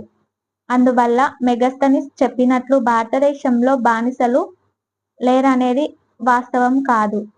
భారతదేశ ఉత్తర, దక్షిణ ప్రాంతాల మధ్య వర్తక వ్యాపారం కొనసాగేది. వర్తక వ్యాపారానికి ప్రభుత్వ అనుమతులు తీసుకోవలసి ఉండేది. వర్తక వ్యాపారులు శ్రేణులుగా ఏర్పడేవారు. ఈ శ్రేణులే బ్యాంకుల లాగా పనిచేసేవారు. సామాజిక పరిస్థితులు. ఈ కాలంలో వర్ణ వ్యవస్థ బాగా పాతుకుపోయింది. అర్థశాస్త్రం ప్రకారం 4 వర్ణాలు బ్రాహ్మణులు, క్షత్రియులు, వైశ్యులు, శూద్రులు ఉండేవి. వృత్తి మార్పిడులను అర్థశాస్త్రం నిషేధించింది. అయినప్పటికీ మెగస్తనీస్ ఇండికా ప్రకారం అప్పటి కాలంలో సమాజంలో 7 కులాలున్నట్లు గుర్తించింది. అవి 1 బ్రాహ్మణులు, 2 వ్యవసాయదారులు, 3 పశుపోషకులు, 4 కుటీర పారిశ్రామికులు, వ్యాపారస్తులు, 5 వేటగాళ్ళు, 6 సైనికులు, 7 ప్రభుత్వ ఉద్యోగులు లేదా సూపర్వైజర్లు. సమాజంలో బహుభార్యత్వం ఆచారం, అమ్మాయిలను కొనడం, అమ్మడం ఉండేది. స్త్రీలకు స్వాతంత్రం తక్కువ ఉండేది. సతీ సహగమన ఆచారం ఉండేది. వేశ్యవృత్తికి ప్రభుత్వ అనుమతులుండేవి. దీనికి వాండ్లు, కొంత పన్ను కూడా ప్రభుత్వానికి చెల్లించేవారు. అర్థశాస్త్రం ప్రకారం స్త్రీలు గూఢచారులుగా కూడా ఉండేవారు. మతం. మౌర్యుల కాలంలో జైన బౌద్ధ మతాలు బాగా ప్రాచుర్యంలో ఉండేవి. చక్రవర్తులు వాటిని పోషించారు. అశోకుని కాలంలో బౌద్ధ మతం బాగా ప్రాచుర్యంలోకి వచ్చింది. ఇతని సేవల వల్ల బౌద్ధం విదేశాలలో వ్యాప్తి చెందింది. ప్రపంచ మతం కాగలిగింది. ఈ బౌద్ధ జైనాల ప్రభావం వల్ల శైవ వైష్ణవ భక్తి ఉద్యమం ప్రచారంలోకి వచ్చింది. శ్రీకృష్ణుని బోధనాలు భాగవత మతంగా ఆవిర్భవించింది. భాష సాహిత్యం మౌర్యుల కాలంలో ప్రాకృత భాష బాగా అభివృద్ధి చెందింది. దీంతో పాటు సాంస్కృతిక భాష కొంత వృద్ధి చెందింది. తక్షశిల, ఉజ్జయినిలో ముఖ్య విద్యా కేంద్రాలు. ఇక్కడ తర్కం, వ్యాకరణం, రాజనీతి శాస్త్రాలు బోధించేవారు. ఈ కాలంలో బ్రాహ్మీ లిపి లేదా రాత పద్ధతి ప్రచారంలోకి వచ్చింది. ఈ కాలంలో బౌద్ధ రచనలు ఎక్కువగా పాలి భాషలో రాయబడ్డాయి. బౌద్ధుల జాతక కథలు, నీతి బోధనాలు ప్రజల్లో బాగా ప్రచారంలోకి వచ్చాయి. వాస్తు కళలు భారతదేశ కళలు కట్టడాల చరిత్రలో మౌర్యుల కాలం ఒక ముఖ్యమైన దశ. సింధు నాగరికత తర్వాత శిల్ప కళలలో వృద్ధి కనిపించదు. ఆ తర్వాత మౌర్యుల కాలంలోనే దీని వృద్ధి కనిపిస్తుంది. అశోకుని కాలంలో 4 రకాల కట్టడాలు, శిల్పకళలు అభివృద్ధి చెందాయి. వీటిలో స్తూపాలు, రాజభవనాలు, చైత్యాలు, గుహాలయాలు కలవు. స్తూపాలంటే బుద్ధుని లేదా ప్రముఖ బౌద్ధ సన్యాసుల జ్ఞాపక చిహ్నాల మీద నిర్మించిన కట్టడాలు. గుహాలయాలు అంటే బౌద్ధ సన్యాసుల నివాసం మరియు వారి బోధనాలు చేసే స్థలాలు. ఈ విధంగా వాస్తు కళలలో మౌర్యుల కాలంలో ముఖ్యంగా బౌద్ధ మతానికి చెందినవి మాత్రమే కనిపిస్తాయి. అశోకుడు 84,000 స్తూపాలు నిర్మించాడు. వాటిలో సాంచి, సారనాథ్, బరహత్ స్తూపాలు ప్రఖ్యాతిగాంచినవి. వీటిలో సాంచి స్తూపం ప్రముఖమైనవి. ఇది మధ్యప్రదేశ్లోని భోపాల్కు సమీపంలో ఉంది. ఈ మహాస్తూపం పరిధి చుట్టుకొలత 36.00 మీటర్లు, ఎత్తు 23.25 మీటర్లు, దీనికి చుట్టూ దీర్ఘ చతురస్రాకారపు 3.30 మీటర్ల ఎత్తు ఉన్న రాయితో దీర్ఘ చతురస్రాకారంలో నిర్మించిన గోడ ఉంది. సాంచి స్తూపం అశోకుడు బౌద్ధమత పవిత్ర స్థలంలో జన సంచార కూడలిలో ఎన్నో ఏకశిలా స్తంభాలు వేయించాడు. అవి ఆనాటి వాస్తు శిల్పకళల గొప్పదనానికి అద్దం పడుతున్నాయి. ఈ శిలా స్తంభాల ఎత్తు సాధారణంగా 50 అడుగులు ఉంది. లోహంతో వేడి చేసినట్లుగా మెరుస్తూ ఉన్నాయి. ఈ శిలా స్తంభాలు 3 భాగాలుగా ఉన్నాయి. తలకిందులుగా ఉన్న తామర పుష్పాలు, దానిపై అందంగా చెక్కిన శిలాఫలకం, దానిపై 4 వైపులా చెక్కిన అందమైన సింహాల శిల్పాలు ఉన్నాయి. ఈ స్తంభాలలో సారనాథ్ స్తంభం తలమానికం లాంటిది. దీంతో భారతీయ శిల్పకళ గొప్పతనం వెలుగులోకి వచ్చింది. భారత ప్రభుత్వం దీన్ని జాతీయ చిహ్నంగా తీసుకోవడంతో ఇవి మరింత గుర్తింపు పొందాయి. సారనాథ్ స్తూపం మౌర్య సామ్రాజ్య పతనం. అశోకుడు క్రీస్తు పూర్వం 232లో చనిపోయాడు. అక్కడి నుంచి మౌర్య సామ్రాజ్య పతనం ప్రారంభమైంది. దీనికి ఎన్నో కారణాలున్నాయి. ముఖ్య కారణం బలహీన రాజులు అధికారంలోకి రావడం. అశోకుని తర్వాత కుణాళుడు, జలూకుడు, దశరథుడు, సంప్రతి బృహద్రథుడు పాలించారు. వారి అసమర్థ పాలన, అతి తక్కువ కాలం పాలన సామ్రాజ్యం ముక్కలు కావడానికి దారితీసింది. చివరి మౌర్య రాజైన బృహద్రథుని, అతని సైన్య అధిపతి అయిన పుష్యమిత్ర శుంగుడు ఓడించి పాటలీపుత్ర సింహాసనాన్ని అధిష్ఠించి తన శుంగవంశ పాలనను స్థాపించాడు. అశోకుని తర్వాత వచ్చిన మౌర్య రాజులు బలహీనులు కావడంతో సామంత రాజులు, రాష్ట్రాల గవర్నర్లు, పాలకులు తమ స్వాతంత్రాన్ని ప్రకటించుకున్నారు. వీరిలో ఆంధ్రులు, కళింగులు ముఖ్యులు. కేంద్ర ప్రభుత్వం బలహీనం కావటంతో, రాష్ట్ర అధిపతులు నిరంకుశులు కావటంతో మౌర్యుల ప్రభుత్వం అవమానాలతో ప్రజా వ్యతిరేకత మూటగట్టుకుంది. భారతదేశ వాయువ్య ప్రాంత సరిహద్దు రక్షణ నిర్లక్ష్యం చేయటంతో ఇండో బాక్ట్రియన్లు అనే విదేశీయుల దండయాత్రలు ప్రారంభమైనాయి. బలహీన కేంద్ర ప్రభుత్వం, రాష్ట్ర అధిపతులు తమ అధికార స్వార్థం, విదేశీయుల దండయాత్రలతో మౌర్య సామ్రాజ్యం పతనమైంది. మౌర్యుల అనంతర యుగం.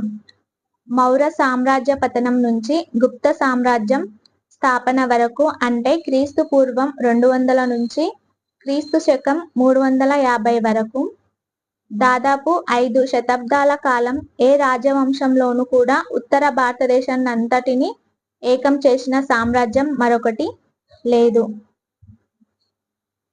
మౌర్యుల పాలన తర్వాత భారతదేశం రాజకీయంగా ముక్కలు ముక్కలుగా విభజించబడి గంగా నదికి దక్షిణంగా రాజ్యాలు ఆవిర్భవించాయి. అవి మగధ, కాశీ, కౌశాంబి, మధురలు. దీనికి తూర్పున విదేహ, ఉత్తర బీహార్ నుంచి కోసల, అవధ్ వరకు, పశ్చిమాన పాంచాల, మధ్య భారతంలో బరహత్, విదిశ, ఉజ్జయిని రాజ్యాలు వెలిశాయి. మౌర్య రాజ్యం కూలిపోయిన శుంగరాజ్యం ఏర్పడే సమయంలో దక్షిణ పథంలో ఆంధ్రరాజ్యం లేదా శాతవాహనులు ఆవిర్భవించారు. ఇంకా దక్షిణంగా చోళ, చేర, పాండ్య రాజ్యాలు ఆవిర్భవించాయి. ఇదే సమయంలో భారతదేశ వాయువ్య ప్రాంతం విదేశీయుల దండయాత్రలకు బలి అయ్యింది.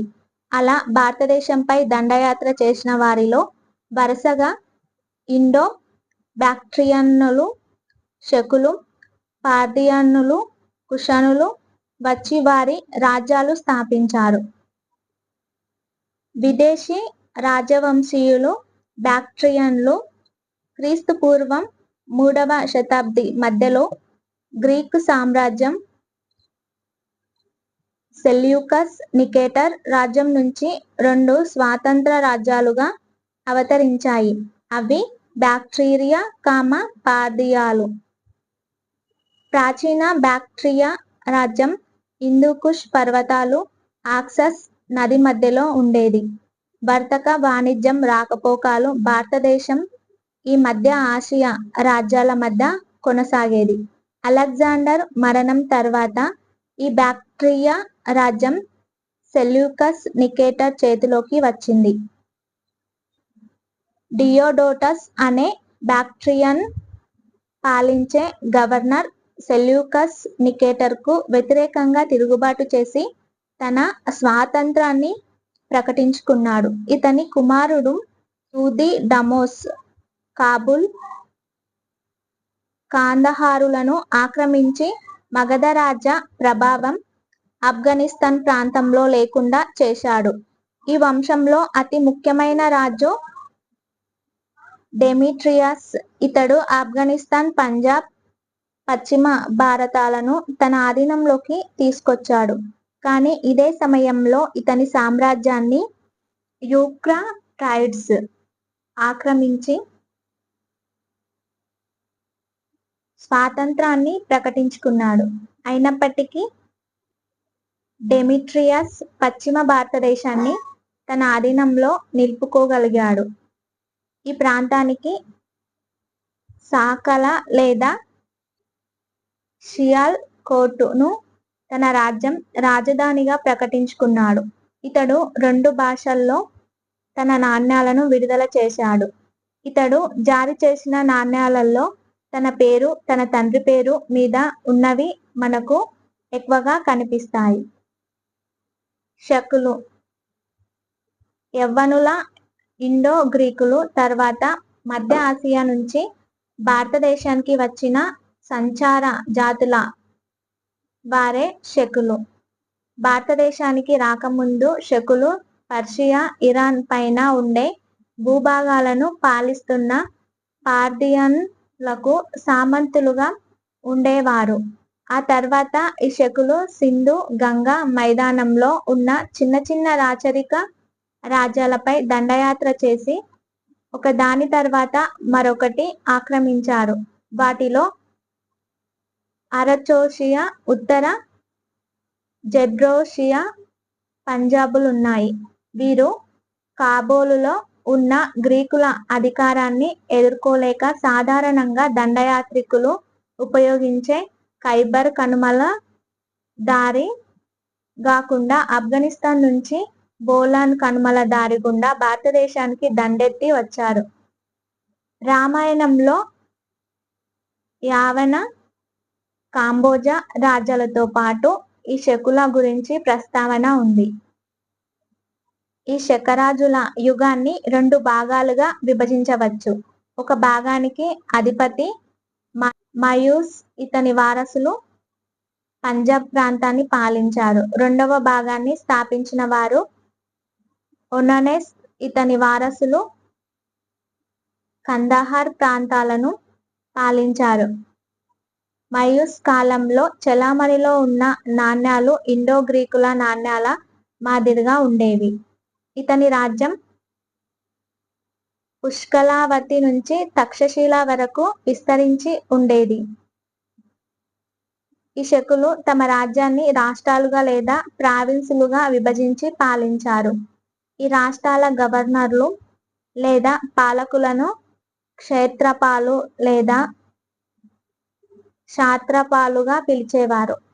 ఈ క్షేత్రపాలపై మహాక్షేత్రప అనే అధికారిని నియమించేవారు. ఈ క్షేత్రపాలు తమ అధికారాన్ని ఆఫ్ఘనిస్తాన్, తక్షశిల, మధుర, దక్కన్ పై భాగం, మాల్వాలోనున్న ఉజ్జయిని ప్రాంతాలపై స్థాపించారు. ఈ శకుల రాష్ట్రాలలో ప్రావిన్సులలో మహారాష్ట్ర, మాల్వాలు ముఖ్యమైనవి. పార్థియన్లు శకుల తర్వాత భారతదేశంలోకి వచ్చిన వారు పార్థియన్లు. వీరిని పహల్లావులుగా కూడా పిలిచేవారు. శకులకు పహల్లావులకు దగ్గర సంబంధం ఉన్నట్లు వారి పేర్ల ద్వారా తెలుస్తుంది. వనోనెస్ అనేవాడు మయూస్కు సమకాలికుడు. ఇతడు పహల్లానా లేదా పార్థియన్ వంశానికి చెందిన వాడని తెలుస్తున్నది. గోండో ఫరనెస్ అనే పహల్లావ రాజు శకరాజైన రెండవ అజేసును ఓడించి తన అధికారాన్ని స్థాపించాడు. పార్థియన్ అందరిలో ఇతడు గొప్ప రాజు. ఇతడు కాబూల్ నుంచి పంజాబు వరకున్న ప్రాంతాలను తన రాజ్యంలో కలుపుకొని పాలించాడు. అతని నాణ్యాల మీద ఉన్న రాతను అనుసరించి అతడు ఏ విధంగా సామంత రాజు నుంచి స్వాతంత్ర రాజుగా ఎదిగాడో తెలియపరుస్తుంది. ఇతని కాలంలోనే ఒక క్రైస్తవ మత ప్రచారకుడు సెయింట్ థామస్ అనే వాడు పర్షియా దేశం నుంచి వచ్చి ఇతని రాజధాని ఆస్థానంలో ఉన్నట్లు చెప్పబడుతుంది. గోండో ఫరనాస్ తర్వాత అబ్దాగ్యాసెస్ రాజ్యానికొచ్చాడు. వీరిరువురు రాజుల వెండి నాణ్యాలు, వాటి మీద ఉన్న చిహ్నాలను బట్టి వీరు క్రమంగా భారతదేశ సంస్కృతిలో భాగమైనట్లు తెలుస్తుంది. శుంగులు మౌర్య సామ్రాజ్య శిథిలాలపై ఎన్నో చిన్న పెద్ద రాజ్యాలు ఆవిర్భవించాయి. వాటిలో ఒకటి శుంగరాజ్యం. పుష్యమిత్ర శుంగుడు అనేవాడు చివరి మౌర్య రాజైన బృహద్రథుని సేనాపతి. ఇతడు రాజు బలహీనతను, ప్రజలలో ఉన్న వ్యతిరేకతను ఆసరా చేసుకొని చివరి రాజైన బృహద్రథుని చంపి రాజ్యాన్ని ఆక్రమించాడు. బాణుని హర్షచరిత్ర కూడా ఈ సంఘటనను ధృవీకరిస్తుంది. శుంగవంశం వారు 112 సంవత్సరాలు పాలించారు. అంటే వీరి పాలన క్రీస్తు పూర్వం 184 నుంచి 72 వరకు కొనసాగింది. వీరు 10 మంది రాజులు. వీరిలో మొదటివాడు పుష్యమిత్రుడు. ఈ వంశ స్థాపకుడు 36 సంవత్సరాలు రాజపాలన చేశాడు. ఇతని సామ్రాజ్యం పాటలీపుత్రం నుంచి దక్షిణాన నర్మదా నది వరకు విస్తరించి ఉంది. వీటిలో అయోధ్య, విదిశలున్నాయి. అంతేగాక ఇతడు భారతదేశ వాయువ్య ప్రాంతమైన జలంధర్, పంజాబులలోని సియోల్ కోటలను కూడా పాలించాడని తెలుస్తున్నది. మౌర్య, గుప్త రాజులందరిలో పుష్యమిత్ర శుంగుడే గొప్ప. హిందూ రాజ్యాన్ని బ్రాహ్మణ మతం పోషించాడని, బౌద్ధ మతాన్ని వ్యతిరేకించాడని తెలుస్తున్నది. కానీ ఇతని కాలంలోనే సాంచి స్తూపానికి, బరహత్ స్తూపాలకు శిలా తోరణాలను నిర్మించారు.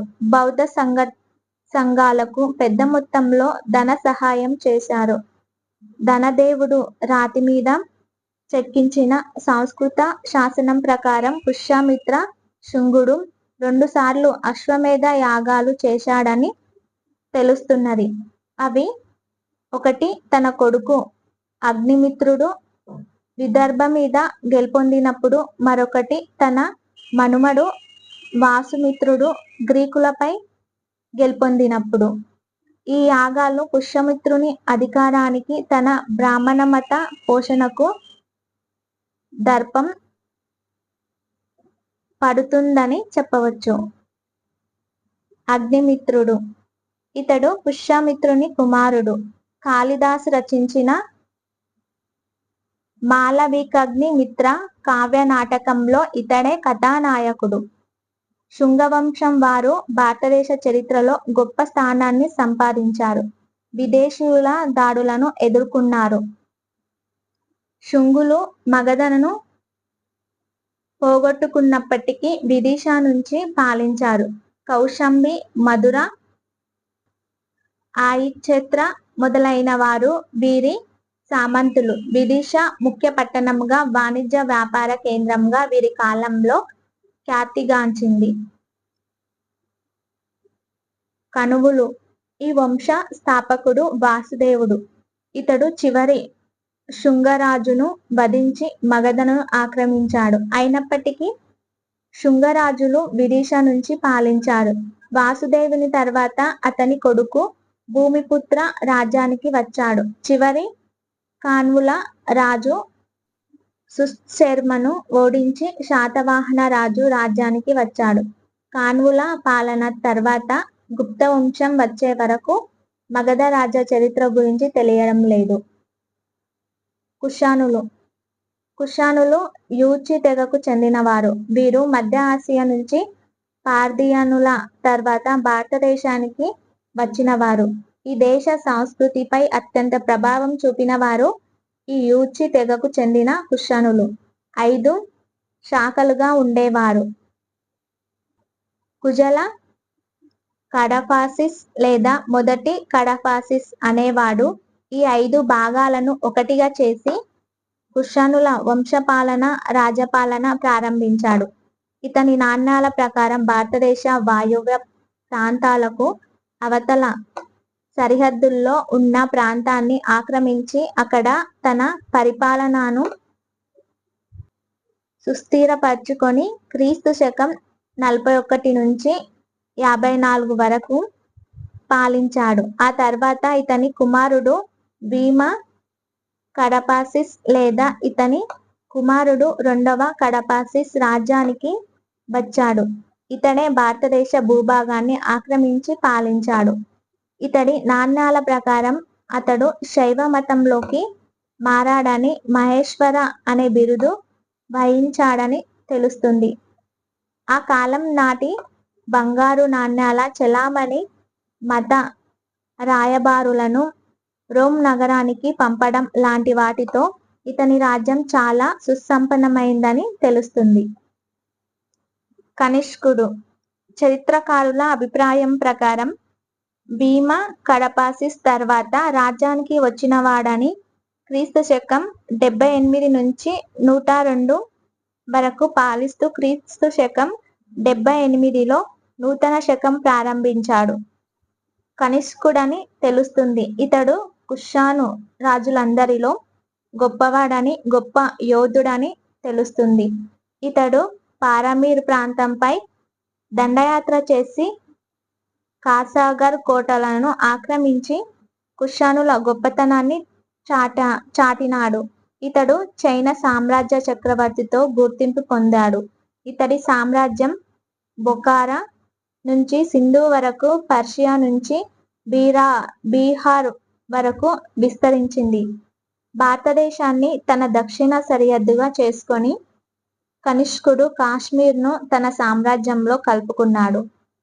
ఇతడు కనిష్కపురం అనే పట్టణాన్ని నిర్మించాడు.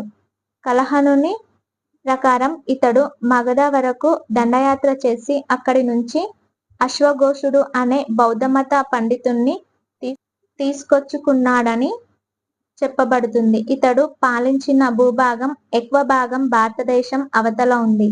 అయినప్పటికీ ఇతని భారతదేశ రాజుగా పరిగణిస్తున్నారు. ఇతని రాజధాని గాంధారలో ఉన్న పురుషాపురం లేదా పేషవార్గా ఉండేది. బౌద్ధమత సేవలు కనిష్కుడు గొప్ప సామ్రాజ్య నిర్మాతేగాక సామాజిక సేవకుడు. అతడు బౌద్ధమతానికి చేసిన సేవ అశోకుడు ఆ మతానికి చేసిన సేవలను గుర్తు చేస్తుంది. ఇతని ఆధ్వర్యంలో 4వ బౌద్ధ సంగీతి కాశ్మీర్లో ఉన్న కుందలవన విహారంలో జరిగింది. బౌద్ధమత సంఘంలో ఉన్న విభేదాలను తొలగించటానికి కనిష్కుడు తన ఆస్థానంలో ఉన్న గొప్ప బౌద్ధమత తాత్వికుడైన పార్శ్వనాథుని సలహాతో వీరిని సమావేశపరిచాడు. చైనా యాత్రికుడు హువాన్ చువాంగ్ ప్రకారం దాదాపు 500 మంది బౌద్ధ సన్యాసులు ఈ సమావేశానికి హాజరైనారు. ఇది వాసుమిత్రుని అధ్యక్షతన, అశ్వఘోషుని ఉప అధ్యక్షతన జరిగింది. ఇక్కడ మహాయాన బౌద్ధమతాన్ని తమ అధికార మతంగా ప్రకటించుకుంటూ ఇక్కడ హాజరైన ప్రతినిధులు తమ చర్చల ద్వారా ఆయా శాఖలలో ఉన్న ధర్మ సూత్రాలను క్రోడీకరించి వాటిని రాగి పలకలపై చెక్కించి ప్రత్యేకంగా నిర్మించిన స్తూపంలో భద్రపరిచారు. ఈ వ్యాఖ్యానాలను సంస్కృత భాషలో రాశారు. కనిష్కుడు బౌద్ధమతాన్ని పోషించినప్పటికీ ఇతర మతాలను కూడా ఆదరించాడు. సాహిత్యం కనిష్కుని ఆస్థానంలో పార్శ్వనాథుడు, వాసుమిత్రుడు అనే గొప్ప బౌద్ధమత తాత్వికులుండేవారు. వీరి ఆధ్వర్యంలో 4వ బౌద్ధ సంగీతిని సమావేశపరచడమే గాక తద్వారా బౌద్ధమత మహావిభాష అనే సంపూర్ణ జ్ఞాన గ్రంథాన్ని ఈ సమావేశంలో తయారు చేశారు. దీన్నే త్రిపిటకాలకు వ్యాఖ్యానాలంటారు. ఇతని ఆస్థానంలో బుద్ధ చరిత్ర గ్రంథ రచయిత అశ్వఘోషుడు, మహాయాన మత ప్రచారకుడు తాత్వికుడైన ఆచార్య నాగార్జునుండేవారు. కనిష్కుడు లౌకిక శాస్త్రీయ గ్రంథాల రచయితలను కూడా పోషించాడు. వీటిలో చరక సంహితం, మాతంగుని రాజనీతి తత్వం ముఖ్యమైనవి. చరక సంహిత వివిధ రకాల వ్యాధులు, వాటి కారణాలు గుర్తించడం, రక్త ప్రసరణ పరీక్షలు, మానవ శరీర నిర్మాణం, మెదడు పనితీరును మొదలైన వాటి గురించి వివరిస్తుంది. ఇంతటి విలువ గల విషయాల గురించి తెలిపే చరక సంహిత పర్షియన్ మొదలైన ఎన్నో భాషల్లోకి తర్జుమా చేయబడింది. వాస్తు కళలు వాస్తు కట్టడాలు కళలు, శిల్పాలు, నిర్మాణాలు అశోకుని వలె కనిష్కుడు కూడా పోషించి వాటి వృద్ధికి తోడ్పడ్డాడు. కనిష్కుడు నిర్మించిన 13 అంతస్తుల అతి ఎత్తైన కనిష్కపురంలోని టవర్ బౌద్ధ సన్యాసులకు నిర్మించిన విహారాలు, స్తూపాలు, గుడులు, పురుషపురంలోని గాంధార కళతో నిర్మించిన బుద్ధుని శిల్పాలు, గాంధార మధుర ప్రాంతంలో నిర్మించిన బుద్ధుని విగ్రహ శిల్పాలు మొదలైనవి అతని వాస్తు కళాపోషణకు నిదర్శనాలు. ఇతని పురుషపురంలో 400 అడుగుల ఎత్తైన గోపురం, దానిపై బుద్ధ విగ్రహ నిర్మాణాలు ముఖ్యమైనవి. ఇతని కాలంలో గాంధార శిల్పకళ అభివృద్ధి చెంది ఉన్నత స్థితికి చేరింది. గాంధార నేటి కందహార్ గాంధార కళకు ప్రసిద్ధి చెందింది. కనిష్కుడు విదేశీయుడైన భారతదేశ రాజుగా ప్రసిద్ధి గాంచాడు. ఇతడు 41 సంవత్సరాలు రాజ్యపాలన చేశాడు. ఇతని తర్వాత హవిష్కుడు, వశిష్కుడు అను బలహీన వారసుల పాలనతో కుషాను సామ్రాజ్యం పతనం ప్రారంభమైంది. గాంధార కళ.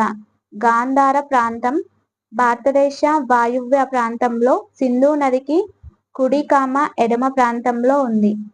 క్రీస్తు పూర్వం 5వ, 6వ శతాబ్దిలో ఈ ప్రాంతాన్ని ఇరాయిన్లు లేదా పర్షియన్లు పాలించారు. ఆ తర్వాత గ్రీకులు, మౌర్యులు, శకులు, పల్హవులు, చివరగా కుషానులు వరుసగా పాలించారు. అందువల్ల ఇక్కడ మిశ్రమ సంస్కృతి రూపుదిద్దుకున్నది. ఇక్కడ బౌద్ధమత వాస్తుకళలు అభివృద్ధి చెందాయి. ఈ కళలపై గ్రీకుల, రోమనుల, పర్షియన్ ప్రభావం కనిపిస్తుంది. బుద్ధుని విగ్రహాలకు గ్రీకు పద్ధతిలో పారదర్శకంగా ఉండే బట్టలు, ఉంగరాలుగా మెలికలు తిరిగిన తల వెంట్రుకలు కనిపిస్తాయి. కనిష్క సామ్రాజ్యం.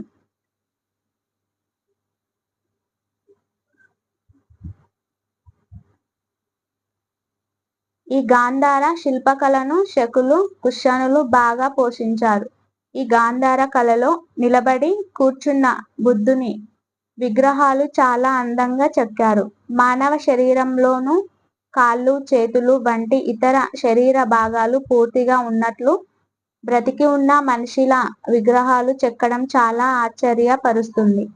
ఈ విగ్రహాలే కాక బుద్ధుని బోధిసత్వాల జాతక కథలు బౌద్ధ స్తూపాల గోడలపై అద్దం పట్టినట్లు చెక్కబడి దానిలో గ్రీకు, భారత శిల్పకళలు మిళితమైన ఎన్నో అద్భుతమైన కళాఖండాలు కనబడతాయి. సంగమ యుగం. వెంకటగిరి పర్వతాలు, కన్యాకుమారిల మధ్య ఉన్న భూభాగాన్ని తమిళహం అంటారు. దీనిలో మొత్తం ఆధునిక తమిళనాడు, కేరళ ప్రాంతాలు చేరి ఉన్నాయి. ఈ సంగమ సాహిత్యం అనేది ఈ తమిళహం నుంచి ఉద్భవించిందని చెప్తారు. సంగమం అంటే కవుల లేదా పండితుల సమావేశం. ఇక్కడి నుంచే ప్రాచీన తమిళ గ్రంథాలు క్రోడీకరించి వెలుగులోకి వచ్చాయి. తమిళుల చరిత్ర ఈ సంగమ యుగం నుండే ప్రారంభమైందని చెప్పబడుతుంది. ఈ సంగమ యుగం లేదా ఆ ప్రాంత కవుల సమ్మేళనం, అందులోంచి ఉద్భవించిన రచనలు క్రీస్తు శకం 2, 3 శతాబ్దాల మధ్య కాలంలో జరిగింది. ఈ కాలంలో ఉద్భవించిన రచనల ద్వారా మనకు చేర, చోళ, పాండ్య రాజ్యాల గురించి తెలుస్తుంది.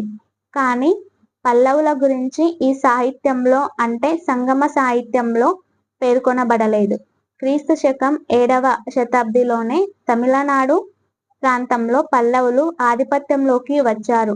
అందువల్ల శైవ, వైష్ణవ మత ప్రచారం కూడా క్రీస్తు శకం 7వ, 8వ శతాబ్దిలోనే నయనార్లు, ఆల్వార్లు అనే భక్తి మతచారులతో జైన బౌద్ధ మతాలకు వ్యతిరేకంగా ఉద్భవించింది.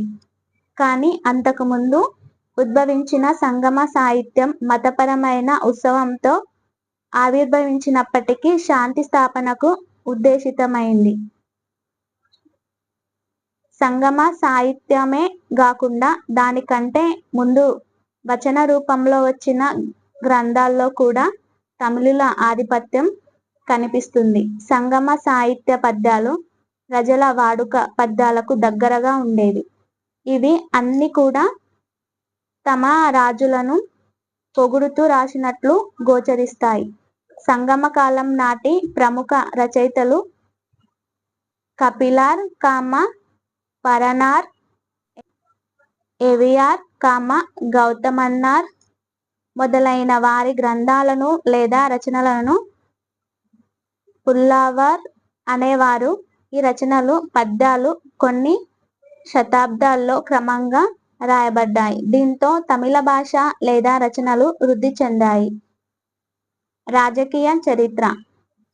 చోళ రాజ్యం ఆర్కాట్ నుంచి తిరుచునాపల్లి వరకు కావేరీ డెల్టా దాని పరిసర ప్రాంతాలకు విస్తరించింది.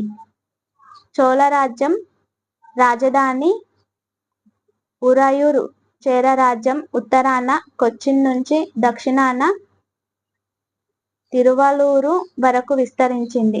దీని రాజధాని వంజి. పాండ్య రాజ్యం పూడుకొట్ట నుంచి కన్యాకుమారి వరకు విస్తరించింది. మదురై పాండ్య రాజుల రాజధాని. చేర రాజ్యం.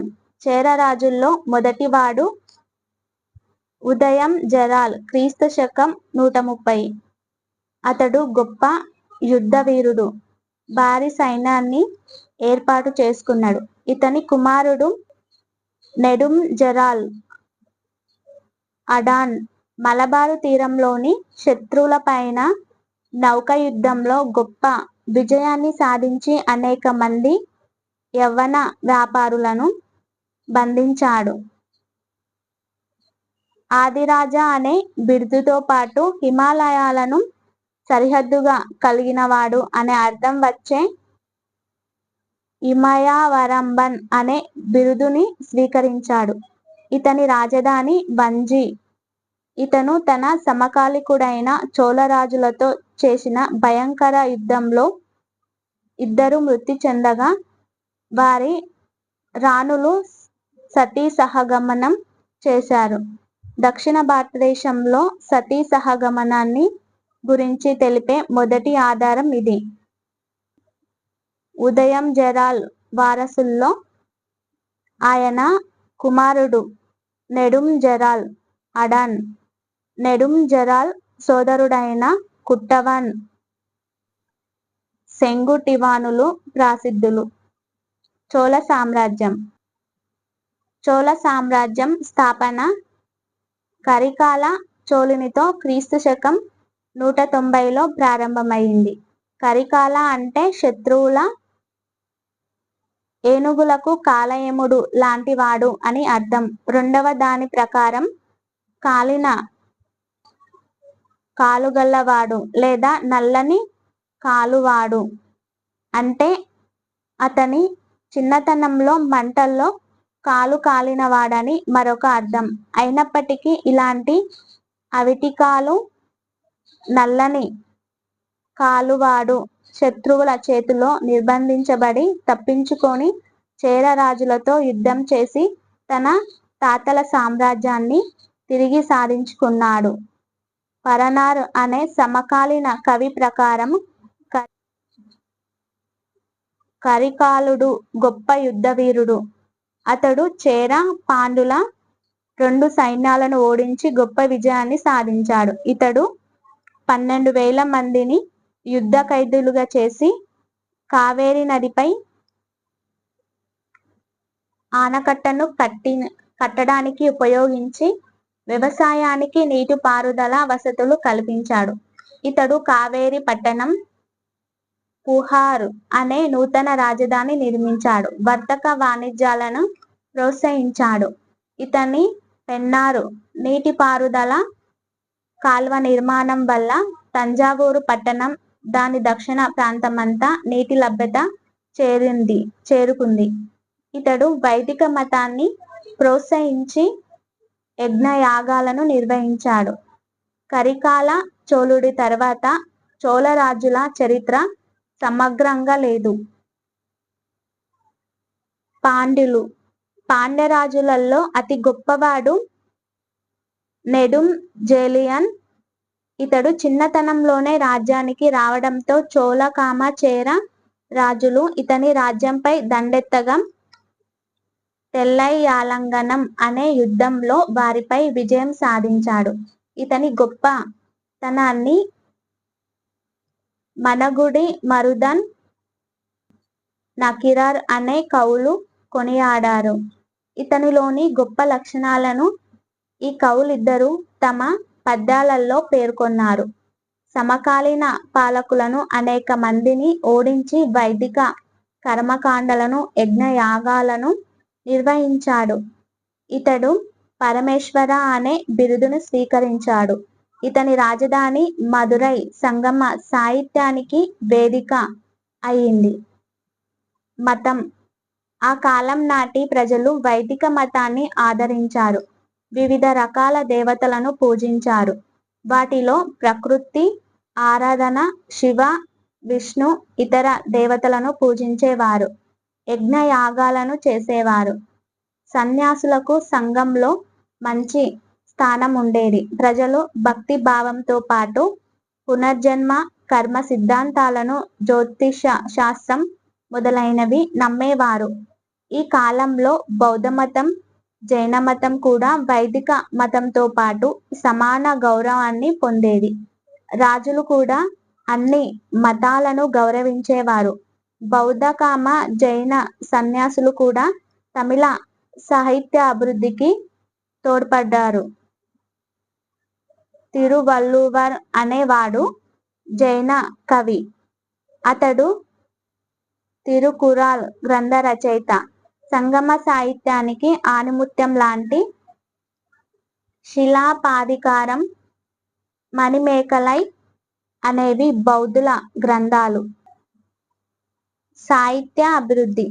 సంగమ యుగంలో ఆర్యుల, ద్రావిడుల సంస్కృతి మిళితమై సంగమ సాహిత్య అభివృద్ధి జరిగి స్వర్ణ యుగంగా పేరొందింది. ఆ యుగంలోని రచయితలు గొప్ప పేరు ప్రఖ్యాతలు సంపాదించారు. వీరిలో ముఖ్యులు కపిలార్, నకీరర్, పన్నార్, యవయార్ మొదలైన వారు. తిరువళ్ళువర్ అనేవాడు తిరుకురాల్ అనే వాక్యాన్ని రాశాడు. ఇది ఆ కాలం నాటి ప్రజల జీవన విధానాన్ని, వారి నైతిక విలువల గురించి వివరించే అతి ముఖ్యమైన గ్రంథం. సంగమ యుగం రచనలలో 5 వాక్యాలు: శిలాపాదికారం, మణిమేకలై, జీవక చింతామణి, వల్లైయాపట్టి, కుందలకేశి మొదలైనవి మొదటి లేదా ఉత్తమ తరగతికి చెందినవి. ఇవి కాకుండా యశోధర కావ్యం, చూడామణి, ఉదయానుని కావ్యం, నాగకుమార కావ్యం, నీలకేశి మొదలైనవి 2వ తరగతికి చెందినవి. ఆ రోజుల్లో అగస్త్యుని శిష్యుడు తోలకపియార్ అనేవాడు అతి ముఖ్యమైన తోలకపియం అనే వ్యాకరణ గ్రంథాన్ని రచించాడు. ఓకే ఫ్రెండ్స్, ఈ వీడియోలో ఏమైనా మిస్టేక్స్ ఉంటే కామెంట్ చేయండి. ఈ వీడియో మీకు నచ్చినట్లయితే మీ ఫ్రెండ్స్కి షేర్ చేయండి. అలాగే ఈ ఛానల్ని సబ్స్క్రైబ్ చేసుకోండి. Okay, thank you.